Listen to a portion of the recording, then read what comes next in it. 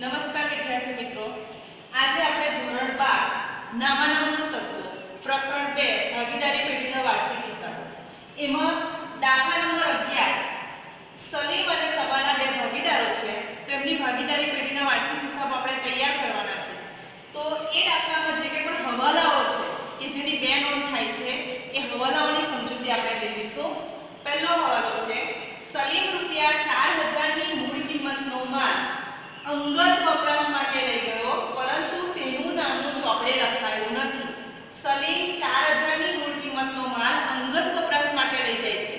વિદ્યાર્થી મિત્રો, અંગત વપરાશ માટે જે કંઈ પણ લઈ જાય એને આપણે શું કહીએ છીએ? તો કે એને આપણે ઉપાડ કહીએ છીએ, એટલે કે ઉપાડથી ગયેલ માલ। તો બે નોંધ કરવાની છે હવાલાની। તો એક નોંધ ક્યાં થશે? તો કે એક નોંધ વેપાર ખાતાની ઉધાર બાજુ અન્ય રીતે ગયેલ માલમાં ઉપાડથી ગયેલ માલ તરીકે આપણે ફોર્મેટ કેવી રીતે લખીએ છીએ? ખરીદી માઈનસ ખરીદ પરત પ્લસ નહીં નોંધાયેલ ખરીદી માઈનસ અન્ય રીતે ગયેલ માલ, અને અન્ય રીતે ગયેલ માલમાં અલગ અલગ પ્રકારના માલ આવે છે। ઉપાડથી જાય, વરસાદથી જાય, ચોરીથી જાય, ધર્મદામાં આપો, જાહેરાત માટે આપો। તો એમાંથી આ એક પ્રકાર છે ઉપાડથી ગયેલ માલ। તો એ વેપાર ખાતાની ઉધાર બાજુ ઉપાડથી ગયેલ માલ તરીકે આપણે દર્શાવીશું। અને બીજી નોંધ, હવાલાની હંમેશા બે નોંધ થાય, તો બીજી નોંધ થશે ભાગીદારોના ચાલુ ખાતામાં। અહીંયા ચાલુ ખાતાની બાકી આપેલી છે એટલે આપણે ચાલુ ખાતા બનાવવા પડશે, અને બધી વિગતો કયા ખાતામાં લખાશે? ચાલુ ખાતામાં, નહીં કે મૂડી ખાતામાં। ચાલુ ખાતામાં ઉધાર બાજુ જે કંઈ પણ સલીમનું ખાતું હશે એમાં આપણે ઉપાડ તરીકે 4000 દર્શાવીશું। તો પહેલા હવાલાની આ રીતે બે નોંધ થશે। હવાલા નંબર 2, હિસાબી વર્ષના અંતે ₹8000 ની કિંમતનો માલ ખરીદ્યો, પરંતુ ચોપડે નોંધવાનું રહી ગયો છે। ખરીદી કરી પરંતુ ખરીદી ચોપડે નોંધવાની રહી ગઈ છે, તો કે એની પણ બે નોંધ થશે। તો પહેલી નોંધ ક્યાં થાય? તો કે વેપાર ખાતાની ઉધાર બાજુ પર આપણે ખરીદી પ્લસ નહીં નોંધેલ ખરીદી તરીકે દર્શાવીશું। ખરીદી જો આપેલી હોય તો ખરીદીમાં પ્લસ કરીને, અને ખરીદી જો નહીં આપેલી હોય તો આપણે ડાયરેક્ટ નહીં નોંધેલ ખરીદી તરીકે દર્શાવીશું। 8000 રૂપિયા લખીએ। ઓકે, બીજી નોંધ, તો કે બીજી નોંધ થશે પાકા સરવૈયામાં મિલકત લેણા બાજુ જેટલી ઉધાર ખરીદી વધશે એટલા તમારા લેણદારો વધશે। એટલે લેણદારોમાં જે કંઈ પણ લેણદારોની રકમ આપેલી હશે એ લેણદારોમાં ઉમેરવું। યાદ રાખવું, ખરીદી નોંધવાની રહી ગઈ હોય તો ખરીદીમાં પ્લસ અને લેણદારમાં પ્લસ। એ જ રીતે વેચાણ નોંધવાનું રહી ગયું હોય તો દેવાદારમાં પ્લસ અને વેચાણમાં પ્લસ। ઓકે, એટલે આ રીતે બે નોંધ થશે કે ખરીદી નોંધવાની રહી ગઈ છે તો ખરીદીમાં ઉમેરો અને લેણદારમાં ઉમેરો। હવાલા નંબર 3, અગાઉથી ચૂકવેલ વીમા પ્રીમિયમ ₹400 છે। અગાઉથી ચૂકવેલું છે, આપણે ચૂકવવાનું નહોતું પરંતુ કોઈકને આપણે અગાઉથી આપી દીધા છે, તો અગાઉથી ચૂકવેલ રકમ આપણું શું ગણાય? તો કે લેણું ગણાય। એટલે એક નોંધ તો થશે પાકા સરવૈયામાં મિલકત લેણા બાજુ। અને બીજી નોંધ, જો દાખલામાં વીમા પ્રીમિયમ આપેલું હશે રકમમાં, તો વીમા પ્રીમિયમમાંથી એટલી રકમ શું થશે? તો કે એટલી રકમ માઈનસ થશે અગાઉથી ચૂકવેલ વીમા પ્રીમિયમ તરીકે। એક નોંધ થશે નફા નુકસાન ખાતાની ઉધાર બાજુ વીમા પ્રીમિયમની જે રકમ આપેલી હશે એ વીમા પ્રીમિયમની રકમમાંથી અગાઉથી ચૂકવેલ વીમા પ્રીમિયમ બાદ કરવું।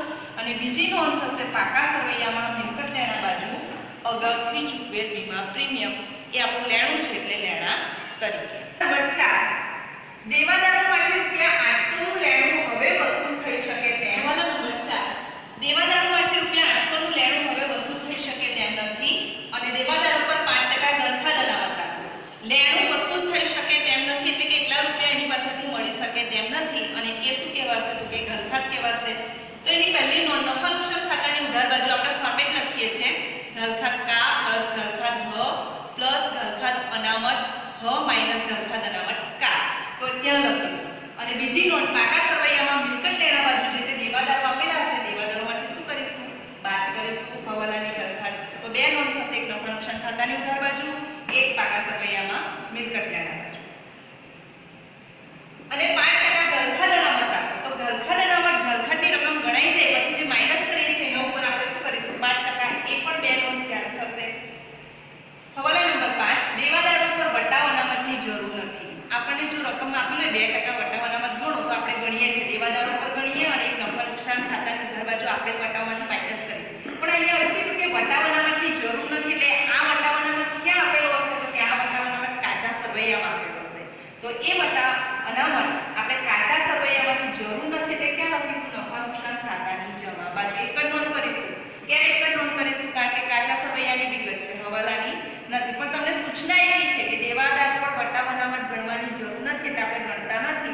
જે કાચા સરવૈયામાં છે એને ક્યાં દર્શાવીશું? નફા નુકસાન ખાતાની જમા બાજુ. હવાલા નંબર 6 પ્લાન્ટ યંત્ર પર 20% લેખે તથા ફર્નિચર પર 5% લેખે ઘસારો ગણો. તો કે જે કંઈ પણ મિલકતો આપેલી છે મિલકત પર ઘસારો ગણવાનો છે તો એક નોંધ ક્યાં થશે? તો કે એક નોંધ થશે મિલકત લેણામાં, એટલે કે જે તે મિલકતમાંથી બાદ કરવું. એટલે જે કંઈ પણ તમે પાકા સરવૈયામાં મિલકત લેણા બાજુ છે એમાં પ્લાન્ટ અને યંત્રની જે કંઈ પણ કિંમત આપેલી હોય એમાંથી 20% ગણી અને ઘસારો માઈનસ કરીશું. ફર્નિચર તો કે ફર્નિચરની જે કંઈ કિંમત આપેલી છે એના 5% લેખે ગણીને ઘસારો ગણીને બાદ કરીશું. એટલે બે નોંધ થશે. ઘસારો એક પ્રકારનું નુકસાન છે એટલે નફા નુકસાન ખાતાની ઉધાર બાજુ ઘસારા તરીકે પ્લાન્ટ અને યંત્રનો ઘસારો, ફર્નિચરનો ઘસારો. અને બીજી નોંધ પાકા સરવૈયામાં મિલકત લેણા બાજુ છે તે મિલકતમાંથી શું કરીશું? બાદ કરીશું. મિત્રો આ 6 હવાલા જે હતા એ આપણે જોયા. હવે છુપા હવાલા. છુપા હવાલા એટલે શું? તો કે જે રકમ આપેલી હોય એમાં તમને કૌંસમાં કેટલીક વિગતો આપેલી હોય એને છુપા હવાલા કહેવાય. તો એની પણ બે નોંધ થાય છે.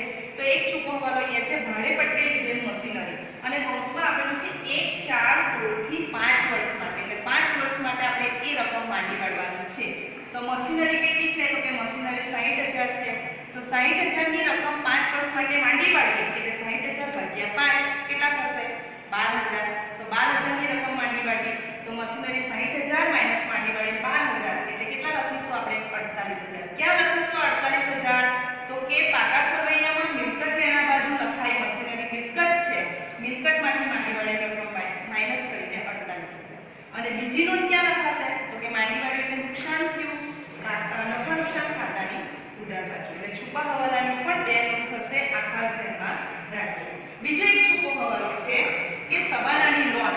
તો કે સબાનાની લોન 1, 10, 16 થી અને લોન આપેલી છે 60,000. હવે જે તમે ટકા નથી આપ્યા કેટલા ટકાની લોન તો ભાગીદારી કરારનામા પ્રમાણે લોન ઉપર વ્યાજ નહીં આપેલું હોય તો કેટલા ટકા વ્યાજ ગણાય? તો કે 6% વ્યાજ ગણાય.